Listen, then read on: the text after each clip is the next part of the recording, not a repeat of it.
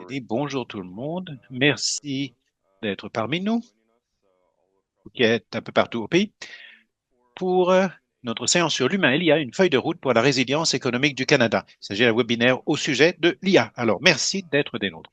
Tout d'abord, nous commençons avec une minute de retard. Je vais passer en revue très rapidement les remarques techniques afin que nous ayons davantage de temps pour le contenu que vous êtes venu écouter. Très rapidement, je vous rappelle que cette séance sera enregistrée et sera bilingue. Il y aura des parties du webinaire qui seront en anglais et des parties qui seront en français. Alors, s'il vous plaît, veuillez sélectionner la langue de votre choix si vous ne connaissez pas les deux langues officielles. Veuillez également ne pas hésiter à utiliser la fonction de questions-réponses de Zoom pour poser des questions que vous souhaiteriez.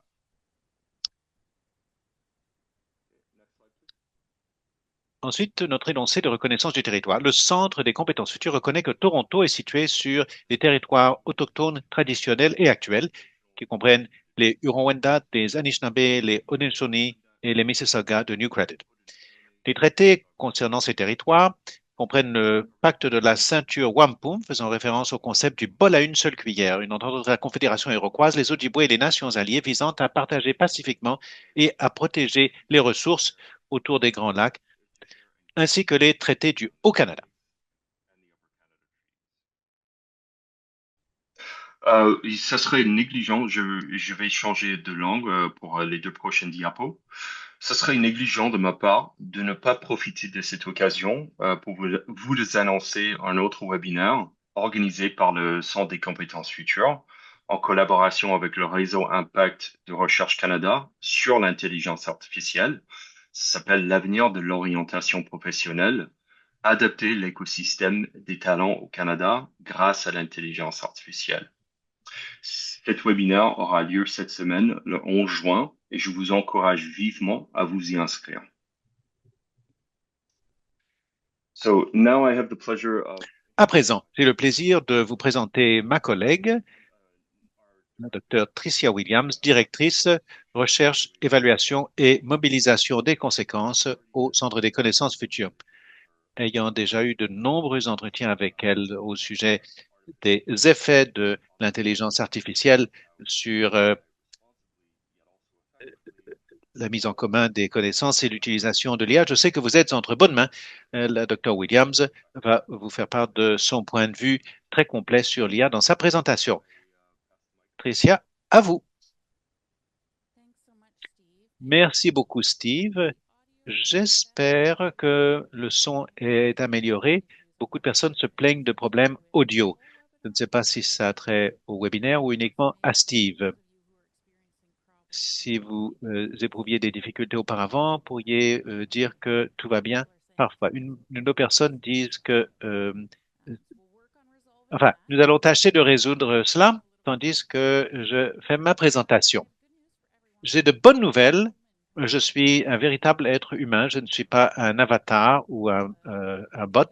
Nous plaisantions au début du webinaire. Nous nous demandions combien d'humains assisteraient au webinaire par rapport au bot. Il y a beaucoup de preneurs de notes pendant l'appel.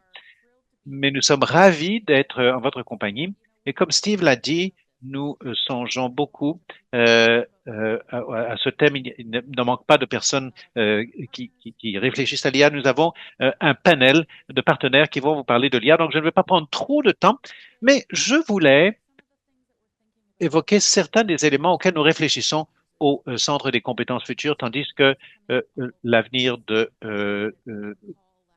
de l'IA se déroule très rapidement. Nous avons eu un appel de proposition l'an dernier. Nous avons analysé toutes les propositions. L'IA était mentionnée dans presque chaque dossier. On réfléchit beaucoup à l'IA, à ses conséquences, et nous voulons situer cela lorsque nous avons déclaré bon, il y a bien sûr de l'engouement, il y a des promesses véritables et il y a aussi des risques. Nous cherchons à nous y retrouver pour voir où nous pouvons aller en tant que pays.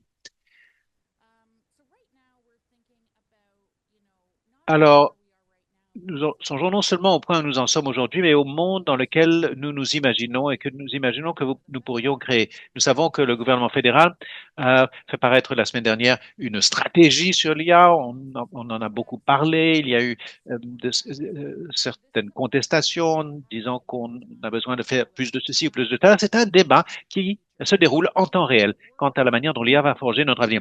Quand on songe à la population active, beaucoup de gens se sentent submergés par le rythme du changement, songent à leur sécurité d'emploi, à la perte possible de leurs emplois.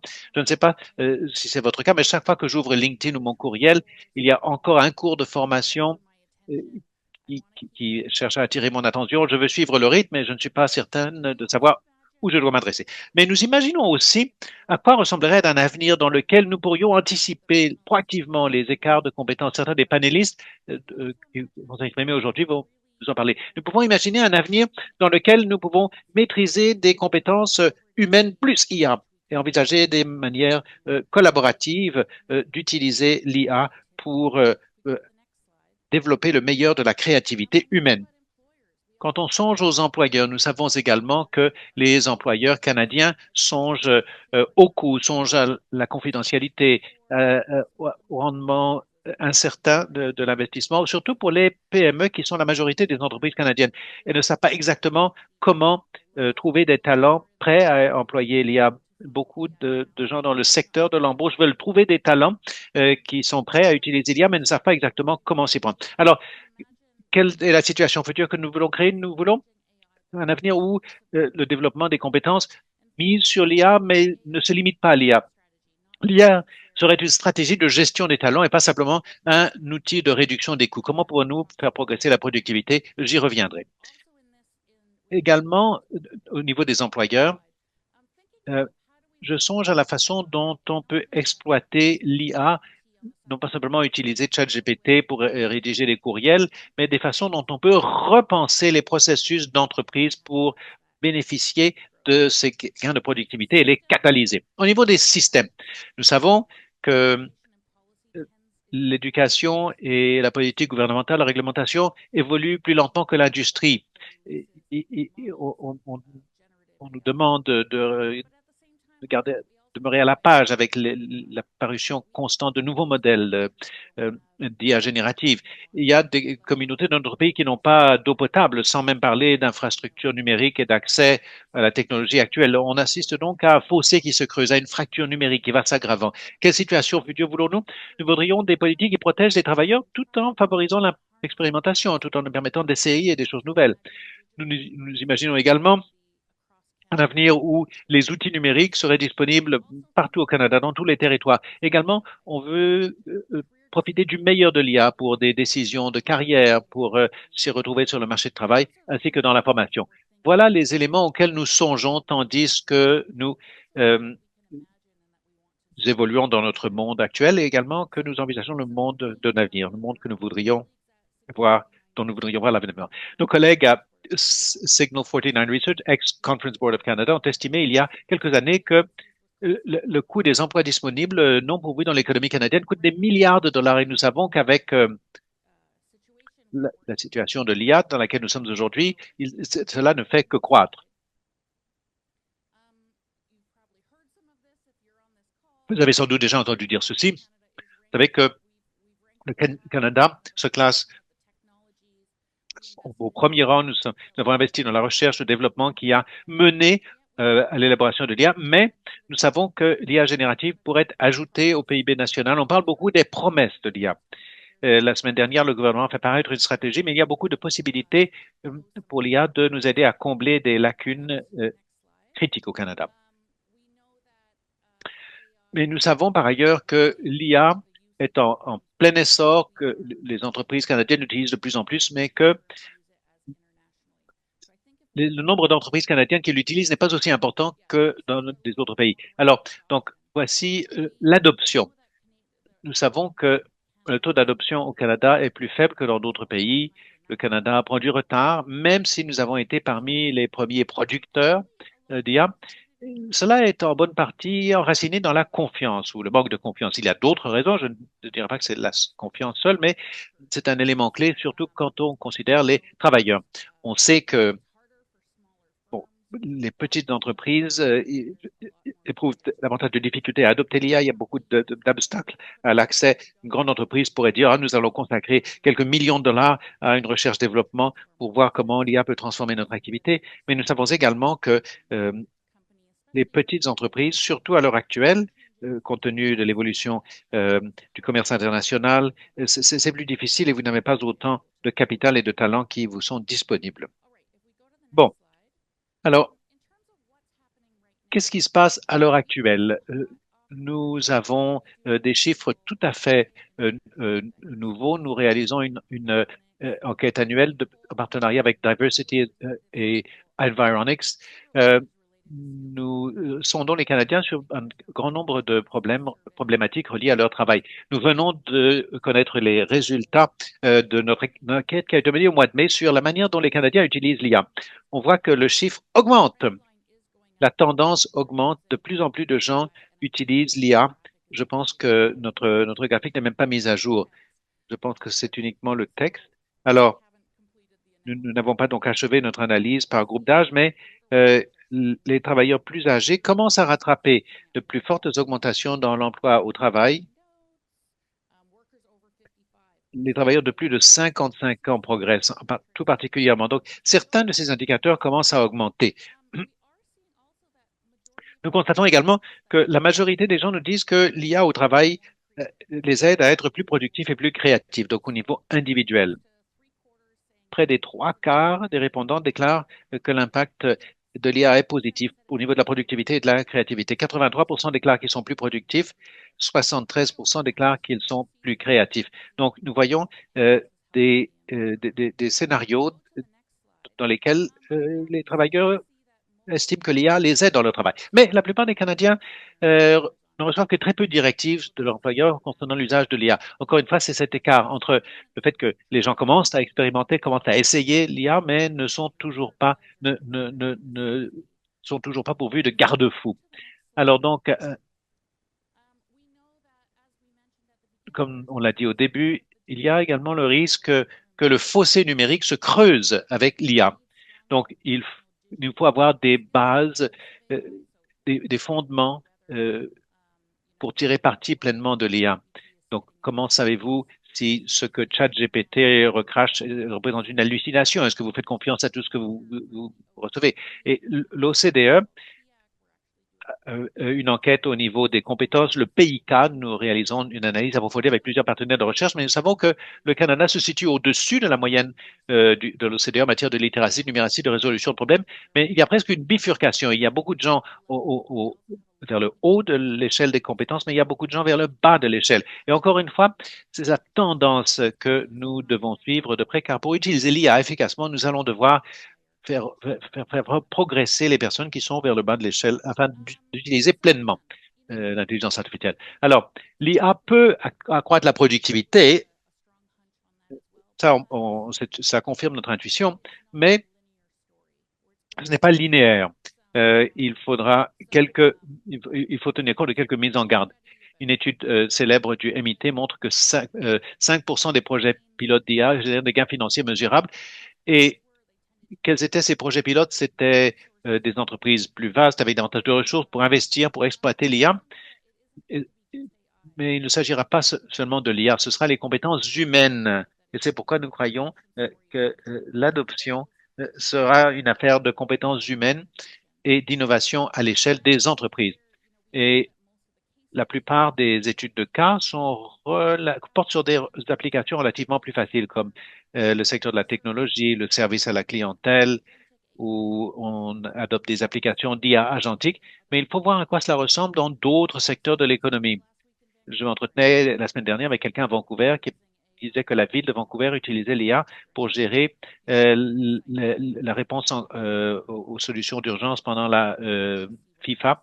Il va falloir que nous puissions évaluer le potentiel de ces initiatives emballantes. L'équité est un élément très, très important et que nous devons surveiller. Quelles sont les professions qui sont fortement exposées à l'IA? Anne-Laure de Signal 49 va nous en parler davantage. Nous avons beaucoup travaillé avec Signal 49 de Conference Board au sujet des professions. Bien sûr, ce sont les postes de col blanc, le travail de bureau, les professions juridiques, l'immobilier, beaucoup de postes de col blanc qui étaient considérés comme étant relativement sécurisés contre les perturbations reliées à l'automatisation vont à présent potentiellement être affectés. Nous avons effectué un travail très intéressant euh, euh, au Québec au sujet des possibilités de carrière en début de carrière. Les tâches de routine sont plus facilement automatisées et nous devons songer à la façon dont on acquiert l'expérience nécessaire pour progresser dans une carrière. Et bien entendu, il y a une dimension de genre que nous suivons de près. Alors, qu'est-ce que nous avons fait au Centre des compétences futures? Nous avons investi dans plusieurs projets, 45 millions de dollars dans différents aspects de la technologie et de l'automatisation depuis plusieurs années. Je ne veux pas dire que c'est seulement dans l'IA, même si récemment ça a été le cas, surtout dans l'IA. Et nous avons publié de nombreux rapports. N'hésitez pas à visiter notre site web. Nous aurions pu le faire seuls. Nous travaillons avec beaucoup de partenaires formidables et nous sommes très, très heureux d'en avoir parmi nous trois aujourd'hui qui vont nous faire part de leur expérience et de leurs perspectives. Alors, quelques mots, et ça c'est ma dernière diapositive, avant que le véritable spectacle ne commence. Ce sont les éléments dans lesquels nous avons investi, sur lesquels nous avons mené des recherches. Donc, comment l'IA transforme la nature du travail, j'en ai parlé un peu déjà. Et ce qui est important, comment former les employés à utiliser efficacement l'IA. Il ne s'agit pas simplement d'apprendre à ouvrir ChatGPT. Euh, Et l'idée d'adoption ne peut pas être linéaire. On ne peut pas penser uniquement aux premiers adopteurs, mais comment ces avantages peuvent-ils être distribués tout en songeant aux risques et aux panélistes. Et comme comme on disait tout à l'heure, les applications sectorielles, où les drones peuvent distribuer des engrais sur différentes récoltes. On pourrait avoir des applications dans l'agriculture. Nous avons travaillé sur euh, le personnel du secteur médical, nos panélistes vont certainement envisager d'autres scénarios. Très bien. Alors à présent, je vais vous redonner la parole, Steve, et vous pourrez présenter notre panel. Merci, Tricia. Merci pour cette excellente présentation. Alors, nous allons passer à notre panel.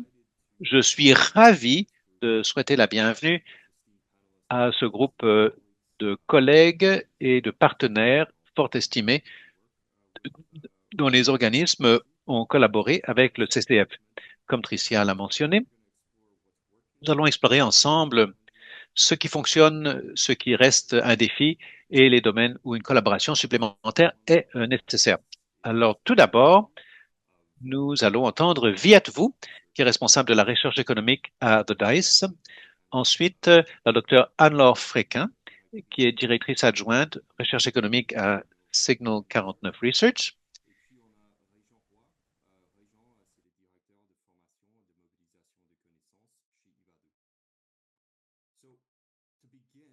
Alors, pour commencer, Viet, en fait, à chacun d'entre vous, pourriez-vous prendre 3 à 5 minutes chacun pour d'abord vous présenter brièvement, mais aussi pour partager un instantané du rôle de votre organisation dans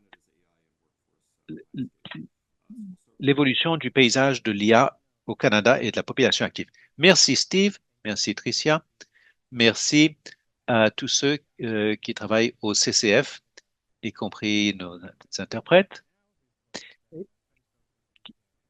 qui, euh, qui dont nos collègues francophones doivent entendre la voix à l'heure actuelle. Donc, je m'appelle Viadou, je suis responsable de la recherche économique à The Dice. Je voudrais avancer un argument selon lequel nous sommes la relation avec notre organisation est parmi les plus anciennes du CCF.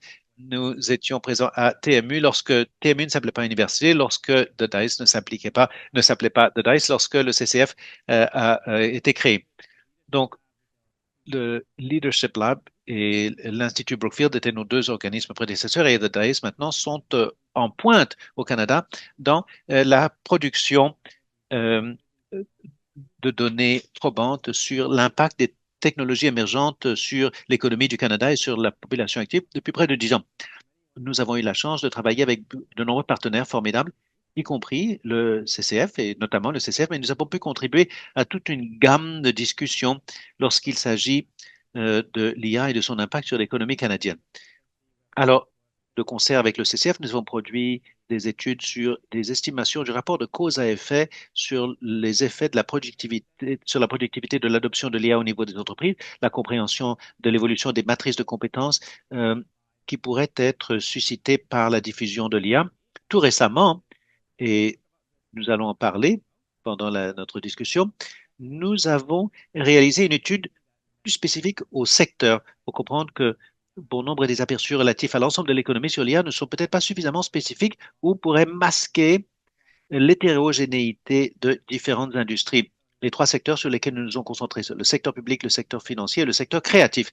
Et nous avons également un nouveau projet très intéressant, mais je vais en parler plus tard. Je crois être exprimé suffisamment longtemps.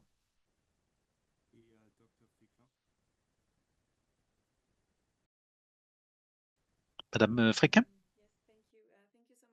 Merci beaucoup. Merci pour l'invitation. Merci Steve. Merci Tricia. Je m'appelle Anne Fréquin. Je suis directrice adjointe de recherche économique à Signal 49 Research.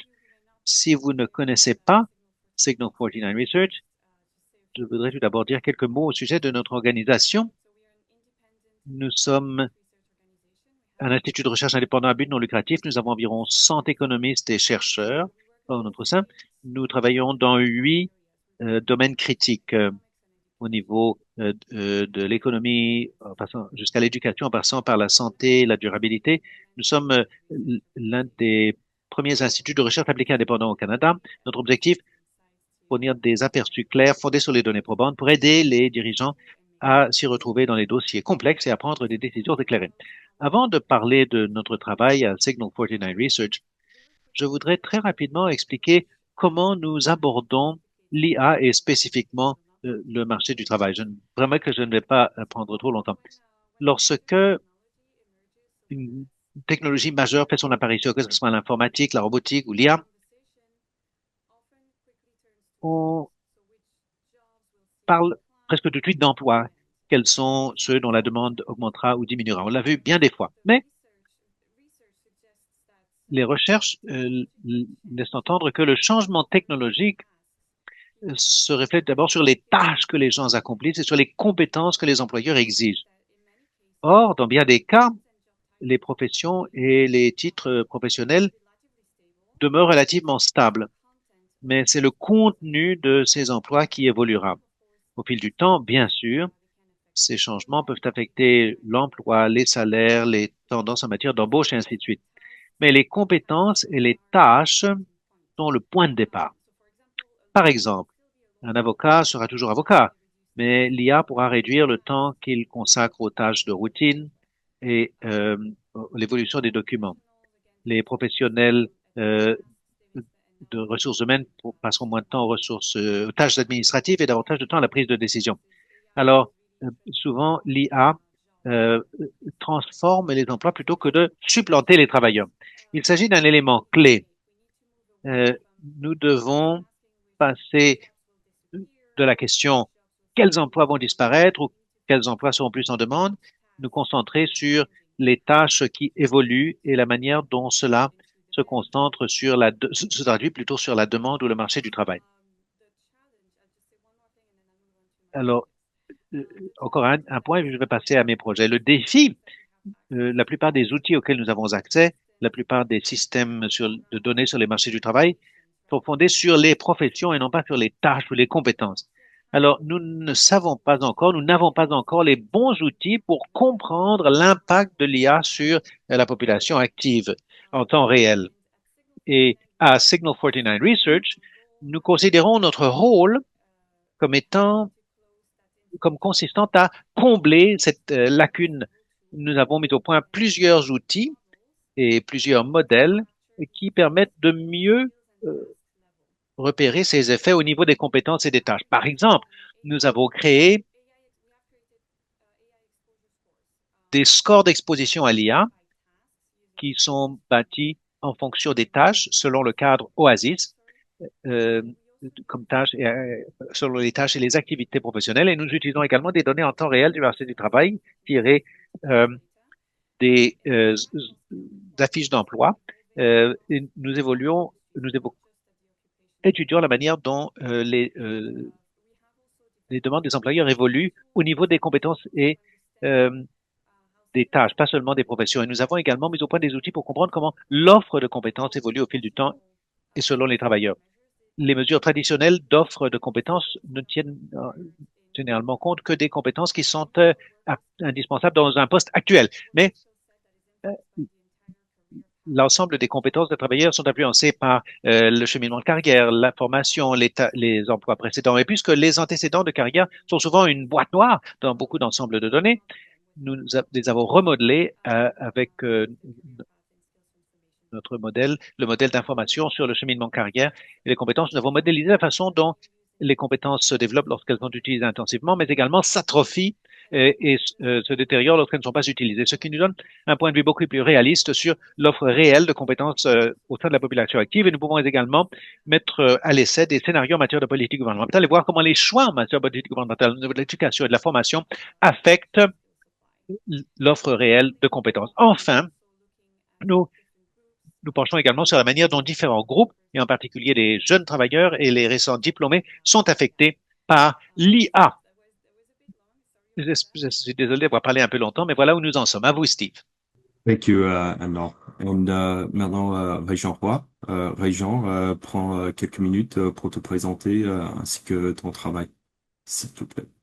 Merci beaucoup, Steve. Alors, je suis Régent Roy, je suis le directeur de la formation et de l'innovation sociale chez Ivado, un poste que j'occupe depuis environ 2 ans et demi. Ivado, c'est un consortium de recherche, de formation et de mobilisation des connaissances en intelligence artificielle qui est dirigé par l'Université de Montréal en collaboration avec l'Université McGill, l'Université Laval, HEC Montréal, une école de commerce, et Polytechnique Montréal, une école qui forme des ingénieurs. Alors, Ivado s'est soutenu financièrement depuis 2017 par Apogée Canada, un programme fédéral, le gouvernement du Québec et les partenaires et les membres d'Ivado. Ivado faisait déjà de la formation avant mon arrivée. Avec le soutien du CCF, notamment, le consortium avait développé des formations qui étaient destinées aux acteurs de l'IA. On avait des MOOC pour renforcer les compétences en apprentissage automatique ou pour produire, pour aider les professionnels à produire l'IA de manière plus responsable. On avait aussi créé un outil d'évaluation des compétences en IA pour les gens qui ont un profil technique.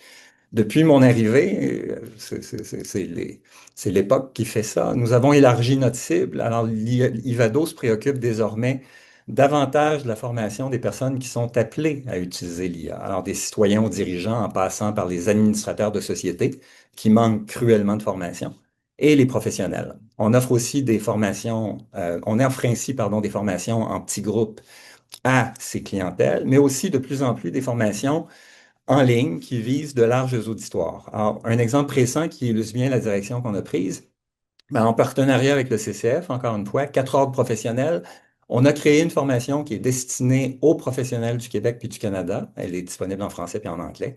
Elle s'adresse aux ingénieurs, aux avocats, aux conseillers en ressources humaines, etc. On veut aider les professionnels à utiliser l'IA de manière efficace et responsable. En 5 mois, cette formation qui fait plus de 4 heures a été suivie par plusieurs milliers de personnes. C'est ce que, selon moi, on doit essayer de faire au Canada, hein, nous assurer qu'on forme à plus grande échelle, tout en le faisant de façon toujours plus efficace. Je vais terminer en mentionnant qu'avec l'Institut du Québec, le Centre de recherche interuniversitaire sur la mondialisation et le travail, le CRIMT, et 3 partenaires, la Commission des partenaires du marché du travail, le Conseil interprofessionnel du Québec et le Bureau québécois du Project Management Institute, on vient de lancer une nouvelle étude sur les effets de l'IA sur les travailleurs, puis leurs compétences, étude dont je vais vous parler dans un instant. Merci, Steve. Merci, Régent. So, before we Alors, avant d'entrer dans certaines des questions spécifiques, j'aimerais commencer par poser une des questions que l'un de nos invités vient de poser. Alors, cette question s'adresse à vous tous. N'hésitez pas à intervenir. Dans quelle mesure peut-on créer des cadres de compétences adaptés à l'IA dans les différents contextes dans lesquels nous évoluons? Moi, je peux bien commencer et mes collègues pourront développer mon propos. le bon endroit. Bon, mes termes sont un peu bancaux, mais ça compte. Il faut distinguer ce qu'est une compétence de ce qu'est un savoir. Dans le contexte d'industrie diversifiée, d'applications diversifiées, c'est l'interprétation de cette question. Si, par exemple, la question signifie comment s'assurer que l'on peut s'assurer l'accès équitable à l'IA, c'est une question différente. Mais au niveau de la diversité des applications, les compétences demeurent les mêmes.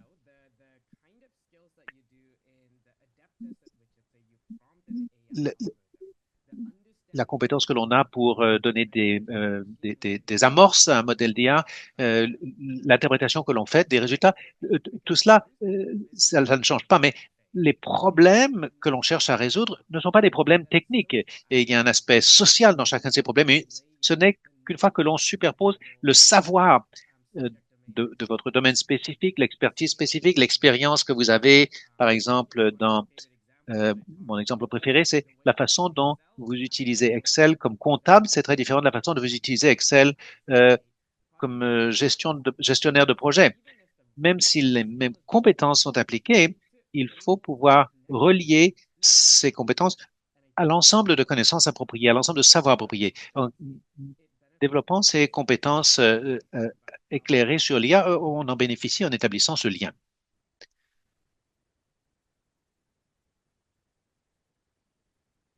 Merci, Piet. Régent, alors?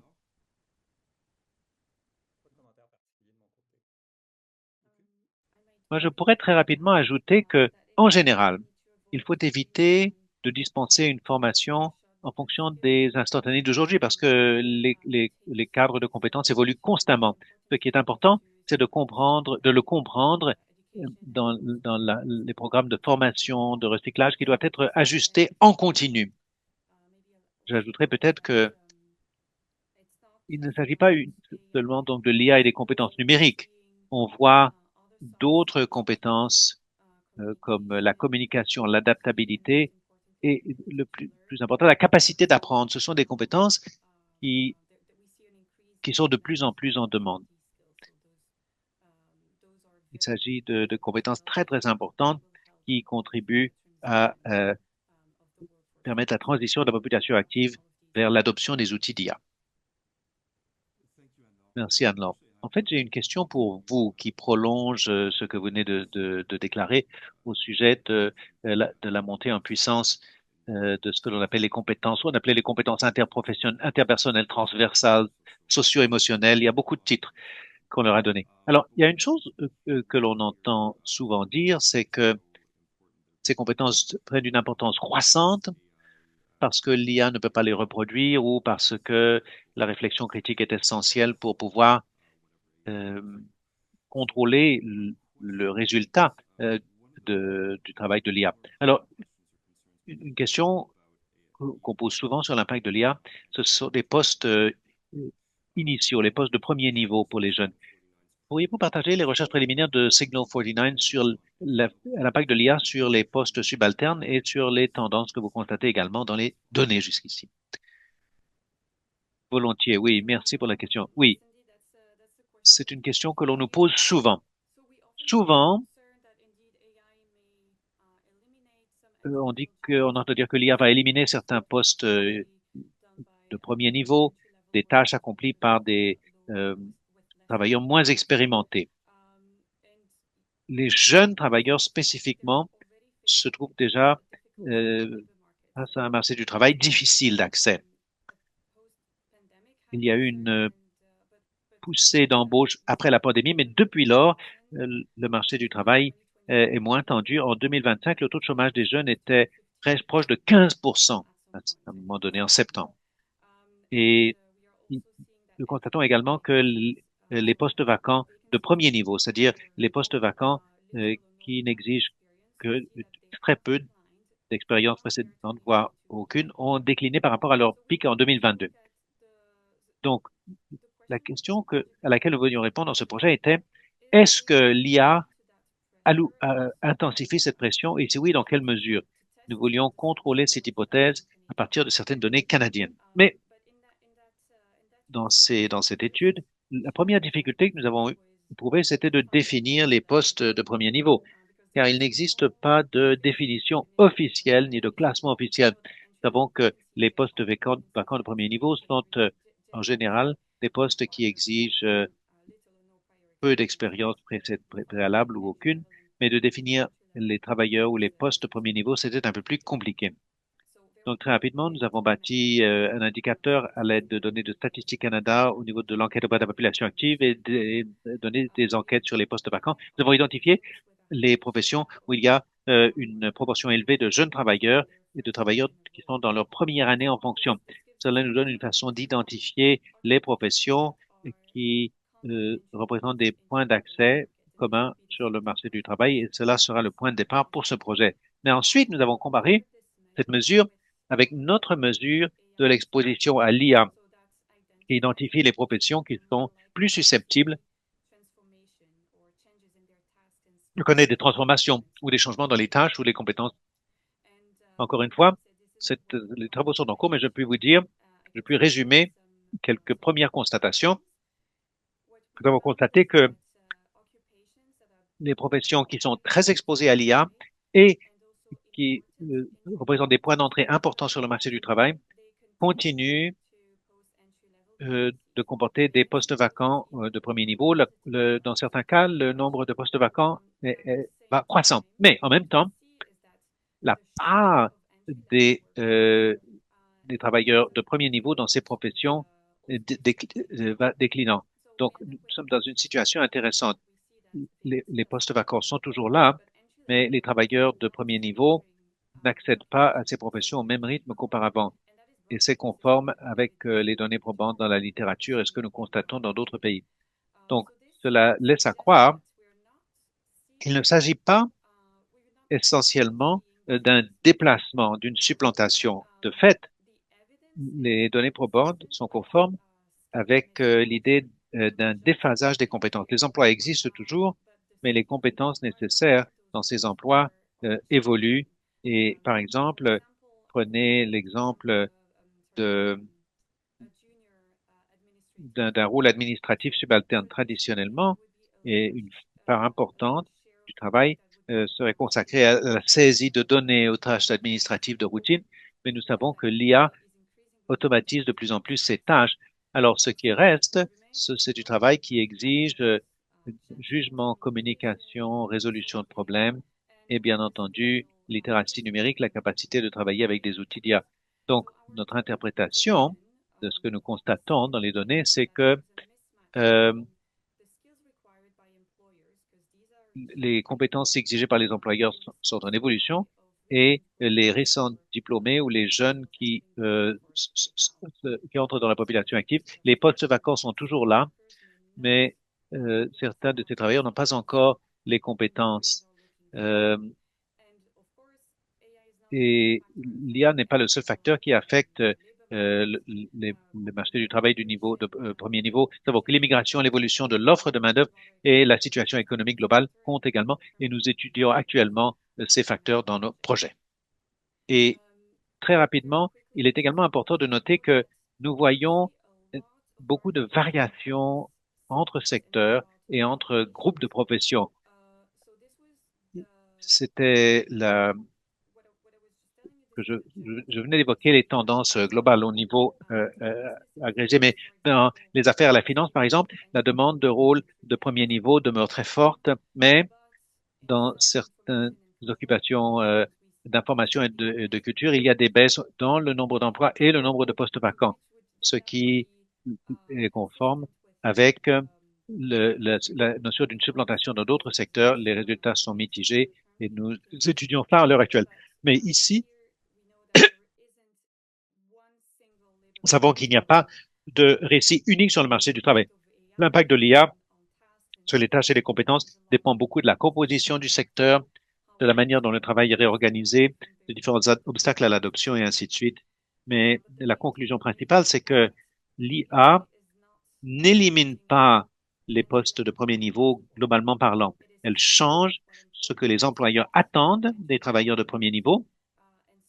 Dans certains cas, cela peut créer un décalage entre les compétences des jeunes travailleurs et les compétences que les employeurs recherchent. Et oui, dans certains cas, cela pourrait créer une certaine supplantation. Mais cela revient au fait que la transition est vraiment basée sur les compétences et pas uniquement sur la perte d'emploi. Et la plus grande partie de la discussion au Canada, à l'heure actuelle, consiste à savoir si tel ou tel poste va disparaître. Mais ce- examiner uniquement le nombre d'emplois et ne pas songer à la transformation, à ce qui se passe à l'intérieur de ce poste, ça pourrait nous amener à rater une partie du récit. Et enfin, certains groupes de jeunes travailleurs récents diplômés, d'immigrants récents, pourraient être affectés de manière disproportionnée parce qu'ils se lancent sur le marché du travail à l'heure actuelle en une époque de changement rapide au niveau des tâches et des compétences, de la demande de compétences. Thank you, Anna. En fait, Régent, juste par rapport aux ententes quand les employeurs vis-à-vis les salariés qui travaillent en entreprise, j'aimerais bien que tu nous parles un peu plus de projets que tu et ton équipe vient de mener et dont le rapport je viens de lire il y a quelques jours. Euh, J'aimerais spécifiquement, est-ce que tu peux nous dire dans quelle mesure cette initiative a été couronnée de succès et si les personnes qui ont été sondées dans le cadre de ce projet ont été motivées à retourner dans leur milieu de travail pour faire progresser les discussions sur l'utilisation de l'IA avec leurs collègues? Steve, je vais répondre à ta question, puis si tu me permets, ensuite, je vais essayer de parler du projet qu'on a commencé à mener avec votre soutien aussi il y Oui, a bien quelques sûr, mois. je t'en prie. Donc, on va parler du premier projet, là, un projet de formation. Alors, oui, c'est un projet qui a beaucoup de succès jusqu'à maintenant. En seulement 5 mois, il y a des milliers de professionnels québécois, canadiens qui ont suivi la formation qu'on a créée avec le soutien financier du CCF, puis avec le soutien technique du Tech 3 Lab de HEC Montréal. Alors, il y a deux types de personnes qu'on a formées, je dirais, hein. Il y en a qui servent de leurs nouvelles connaissances pour améliorer leurs propres pratiques, se servir de l'IA comme d'un levier à l'augmentation de leur performance, puis de leur capacité à se conformer à leurs obligations professionnelles. On est dans l'univers professionnel, là, la déontologie, c'est important. Puis il y a d'autres personnes qui suivent cette formation-là qui sont véritablement des passeurs, donc des gens qui se servent de leurs nouvelles connaissances pour ensuite infléchir la marche de leur organisation, la façon dont leurs collègues puis subalternes utilisent l'IA. Alors, je pense par exemple au fait qu'il y a des conseillers en ressources humaines qui suivent notre formation. Ces gens-là sont très, très bien placés ensuite pour accompagner leur organisation, qu'elle soit active dans le secteur public ou le secteur privé, dans son utilisation de l'IA. Il est encore tôt pour parler des impacts concrets des formations là, sur l'ensemble des professionnels et sur les organisations, mais je serais heureux de vous en reparler dans quelques temps quand les données qu'on recueille, puis on en recueille beaucoup, auront été analysées par les chercheurs. En attendant, c'est ça, je voudrais vous parler du nouveau projet qu'on a démarré avec l'Institut du Québec, le Conseil interprofessionnel, puis quelques partenaires, dont la CPMT. Un projet dont les résultats sont attendus cet automne. Le projet réalisé encore une fois avec le soutien du CCF. Alors, ce projet, il répond à un besoin criant, on en a parlé, celui de mieux comprendre comment on peut améliorer la résilience des travailleurs face à la montée de l'IA, mieux saisir de quelle manière les travailleurs perçoivent, anticipent les changements provoqués par l'IA, puis définir les effets de l'automatisation sur les parcours d'apprentissage des professionnels en début de carrière. Alors, c'est un projet qui est une suite à un projet important qui a été mené au Québec par l'Institut du Québec avec l'appui du CCF. On en a parlé un petit peu plus tôt de ce projet-là.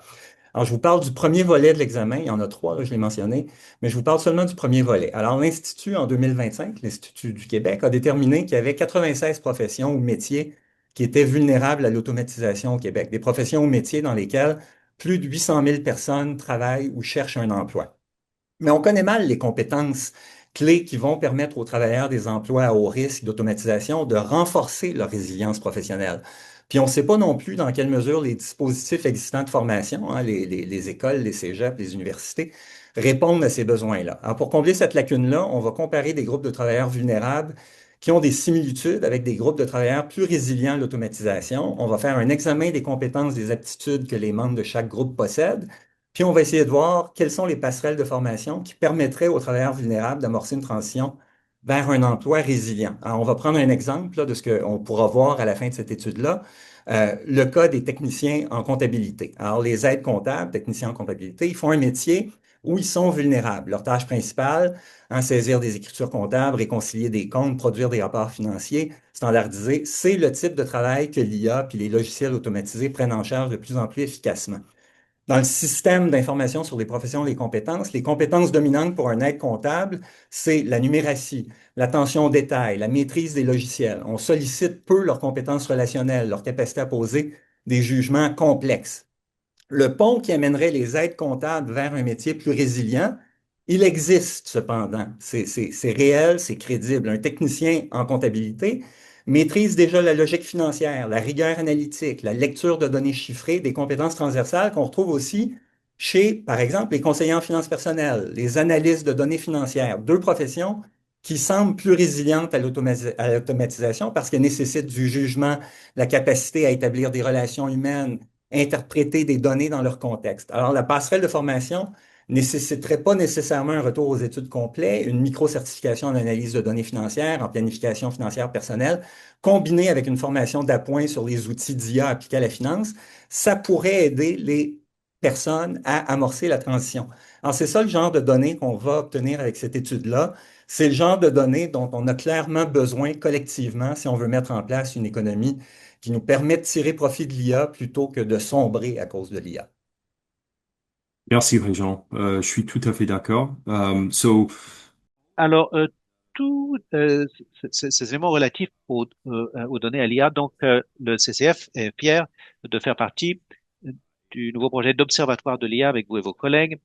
J'ai vraiment hâte d'en voir les résultats. Alors, je me demande si vous pouvez, euh, si vous pourriez évoquer certains paradoxes que le DICE a découverts qui ont amené la création de l'observatoire et aussi quand votre rapport final. Non, je plaisante. Première question. Oui, volontiers. Alors, je crois que cela reflète les opinions qui ont été exprimées dans le clavardoir et dans dans la boîte de questions-réponses aujourd'hui. Le paysage des données probantes, des données, des informations qui circulent sur l'IA est extrêmement désordonné. Vous aurez remarqué que Daria Amodei, le fondateur d'Anthropic, se répand dans les médias en déclarant que les jeunes diplômés n'auront pas d'emploi dans 5 ans. Et puis, il y a Martha Gimbel, qui est économiste à Yale, qui, selon les données, dit ben, en fait, il n'y a pas encore eu d'impact. Alors, nous constatons que même pour nous, chercheurs expérimentés, s'y retrouver dans ce paysage très complexe de données probantes a été extrêmement difficile. Alors, je ne puis qu'imaginer euh, à quoi ça ressemble quelqu'un dont le travail au jour le jour ne consiste pas à faire des recherches sur l'impact de l'IA sur l'économie. Donc, la genèse de ce projet a découlé de cette observation. Et une anecdote très commune que quand quand je fais cette présentation que je raconte, c'est que je dis que même c'est Statistique Canada, hein, l'organisme qui est censé créer les sources de données de plus grande qualité, même Statistique Canada, parfois il y a des désaccords quant à la manière dont les entreprises ont adopté l'IA en fonction de présentation légèrement différente d'une question, en fonction d'un échantillon légèrement différent. Est-ce que une enquête comprenait les entreprises agricoles ou excluait les travailleurs du secteur public? Alors la gamme euh, au niveau de l'adoption d'IA, du nombre d'entreprises qui adoptent l'IA au Canada peut être une très vaste fourchette, allant de 9% à 15%. Le dernier chiffre, euh, l'enquête sur les conditions d'affaires au Canada au deuxième trimestre de 2026 prévoit 18 à 19%. Mais il ne s'agit pas d'un simple tableau de bord de données.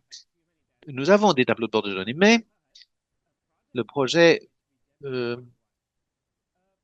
qui débouche sur un document, lequel pose la question critique, qu'est-ce que nous mesurons et dans quel but le mesurons-nous? Euh, Mesurer, c'est bien, mais il faut pouvoir répondre à une question en matière de politique gouvernementale. Le nombre d'entreprises canadiennes qui adoptent l'IA, à quoi cela ressemble? Dans la dernière stratégie sur l'IA, on parle de 60% qui sont évoqués dans la stratégie. Mais est-ce que cela signifie 60% dans toutes les industries au Canada? Ou est-ce que cela signifie l'industrie des finances qui adopte 90%, et l'agriculture qui adoptent un taux de 30% beaucoup plus bas. Donc, il faut vraiment songer à ce que nous mesurons dans les questions spécifiques en matière de politique avec lesquelles nous voulons affecter notre réalité. Premier point. Deuxième point, ce que nous espérons réaliser dans ce nouveau projet, c'est qu'après que nous aurons défini exactement ce que nous voulons mesurer, nous voulons générer un guide de façon à ce que les personnes qui élaborent des politiques, mais également des gens comme vous, qui ont décidé de consacrer 1 heure de votre temps juste après le déjeuner, si vous êtes sur la côte Est, ou peut-être que vous déjeunez actuellement dans les prairies, euh, pour écouter ce webinaire, comment s'y retrouver dans ces données probantes avec un peu plus de confiance, afin que si vous voyez des gros titres sur une nouvelle étude de l'université XYZ, vous pourriez également aller sur le site web et voir comment nous jugeons les données probantes. Euh, Est-ce que cela fait évoluer nos opinions? Est-ce que cela existe? Est-ce que l'étude a été menée à partir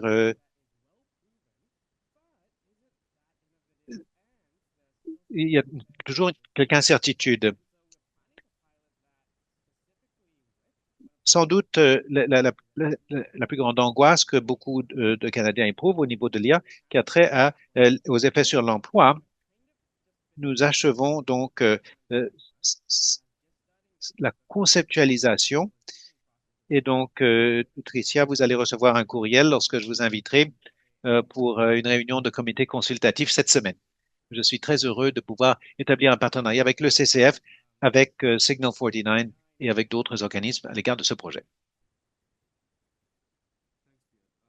Merci, Viad. Il ne nous reste plus beaucoup de temps, mais j'ai une question brûlante pour vous trois. Vous avez tous avancé des arguments passionnants et vous faites des recherches extraordinaires. On parle de les effets de l'IA sur les travailleurs. Beaucoup sont positifs, certains pourraient être négatifs. Je me demande quelle place y a-t-il pour la mobilisation du savoir et surtout pour les Canadiens qui ne sont pas investis dans le domaine des recherches. Euh, Qu'est-ce que vous prévoyez d'ici 1 an ou 2? Est-ce que pour faire passer le message et nous assurer que tout le monde participe à cette conversation pour voir comment l'IA est utilisée dans le pays et dans leur secteur spécifique? Bon, écoutez, je peux commencer.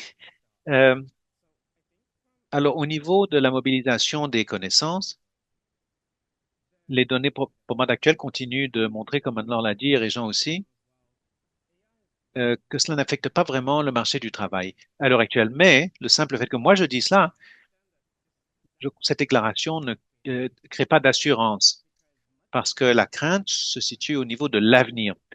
Et nous ne savons pas exactement ce que l'avenir nous réserve. Donc, d'après mes efforts et nos efforts au DS, dans notre travail avec le CCF, nous essayons de souligner ce point, que peut-être à la base, ce que nous pouvons faire consiste à essayer de convaincre les gens que nous continuons de suivre et de surveiller ce qui se passe et que nous ouvrons l'œil de façon à ce que dès que nous détectons un changement sur les données du marché du travail relatif à l'IA, non seulement allons-nous reconnaître ce fait, mais nous allons avoir des solutions en matière de politique qui nous permettront d'aborder cela. Donc, le travail qui se développe, les scénarios dans la création de solutions en matière de politique, tout travail est important, mais il faut nous concentrer sur l'idée de la confiance afin de nous permettre de développer la confiance à l'égard du public, que nous suivons la situation de très près, ce sera important.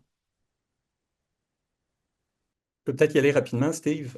Il me vient deux choses en tête. La première, c'est qu'on le disait tantôt, on vit dans un monde où actuellement il y a beaucoup de bruit, hein. On entend beaucoup de choses sur ce qui va se passer à cause de la montée de l'IA dans l'économie. Puis, alors, il y a une semaine, j'écoutais un type parler à la radio et puis il nous prédisait ici au Québec là, une perte de 1 200 000 emplois d'ici 3 ans. Il était certain de ça. Il l'annonçait d'un ton catastrophiste. Puis je me disais, mon Dieu, si ma mère écoute ça, si le commun des mortels écoute ça, il va être paniqué. La situation est pas facile.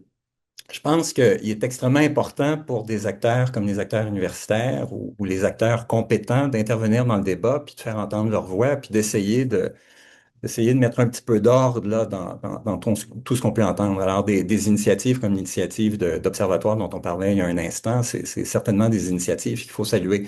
La deuxième chose qui me vient en tête, c'est le fait que je fais référence ici à une mention qu'il y a dans la stratégie canadienne de l'IA dévoilée la semaine passée. On mentionne qu'il faut développer une IA pro-travailleur. Ben, c'est pareil. C'est quoi une IA pro-travailleur? Qu'est-ce que ça mange en hiver? Comment on va la développer? C'est quoi le rôle de chacun dans la définition de ce qu'est une IA pro-travailleur, puis dans sa mise en œuvre? Euh, la définition de l'IA travailleur, puis d'une IA pro-travailleur ou d'une sa mise en place, ben, c'est quelque chose qu'on va réussir à faire seulement en assurant la participation de l'ensemble des Canadiens au débat. Il va falloir que les universités s'en mêlent, il va falloir que les syndicats s'en mêlent, il va falloir que les patrons s'en mêlent. Ça va prendre un grand dialogue, puis ça, par essence, ben, c'est de la mobilisation des connaissances. Merci. Bon, très rapidement, je voudrais dire quelque chose parce que je sais que nous manquons de temps. Donc, oui, il y a beaucoup d'incertitudes à l'heure actuelle en ce qui concerne les perturbations que l'IA va engendrer dans la population active. Il y a des risques de supplantation, mais notre travail à Signal 49 Research vise à comprendre la supplantation, mais la transformation dans toutes les professions.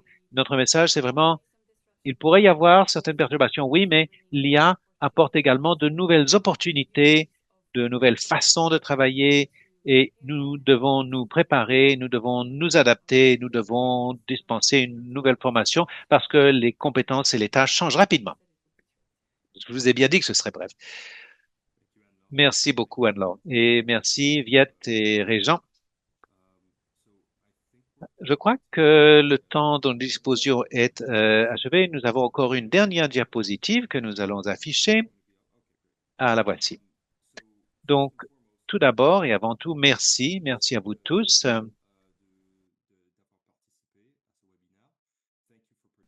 Merci pour votre participation. Sachez que vous allez recevoir un très bref questionnaire au sujet de votre expérience. Webinaire. Je vous en prie, prenez une minute pour y répondre. Ça nous aide beaucoup à concevoir les séances suivantes. Alors, je remercie tous les panélistes une nouvelle fois et je vous souhaite une excellente continuation.